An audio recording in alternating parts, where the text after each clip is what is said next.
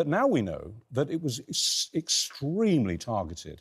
The first vehicle was hit in a small convoy. Some of the workers survived and managed to get out and get into another vehicle. That moved off, that was hit. Then there was one third vehicle that was still proceeding, and about a kilometre later, that was hit. So they were hit 3 separate times. And just look at this. I mean, this is bullseye aiming. Absolutely no accidental collateral damage here at all. This is an execution. What were the Israeli forces thinking? Well, it's terrible, and the direct consequence of this, Richard, is a huge convoy of aid that was on its way into Gaza was turned back. So is Israel, we know starvation is a clever form of war. I wonder if this was deliberately, cynically targeted to try to stop aid getting to people in Gaza. That's a big wonder.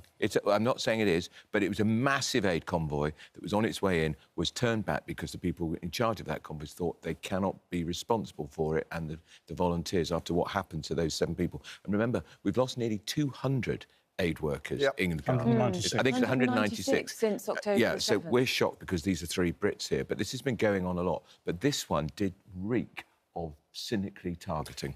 Look, starvation has been used as a weapon of war. It's a war crime. You're right, 200 other aid workers have been killed in some ways. To bring it to public prominence, the killing of 3 Britons amongst 7 others it's somehow feels a bit shaming when so many others have been killed. But if you look across the piece, there's been 33,000 people killed in Gaza by the Israelis.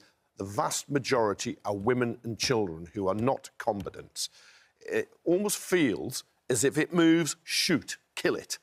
Because you've had so many reports of medical staff, other aid workers, families just being obliterated. Now, the apologies have got to end. Look, this is a war crime. Now, Britain has got legal advice, we believe, the Foreign Office. Alicia Cairns, chair of the All-Party Foreign Affairs Committee, said the government has got legal advice that humanitarian law has been broken. The government should publish that advice so we can see that our government believes war crimes are being committed by Israel. And why are we still selling weapons and defence equipment and supporting Israel? Long-standing ally, but they are guilty here of war crimes. So, huge sympathy what happened on October the 7th. Hamas was savage, and that in itself was a crime, what happened in Israel.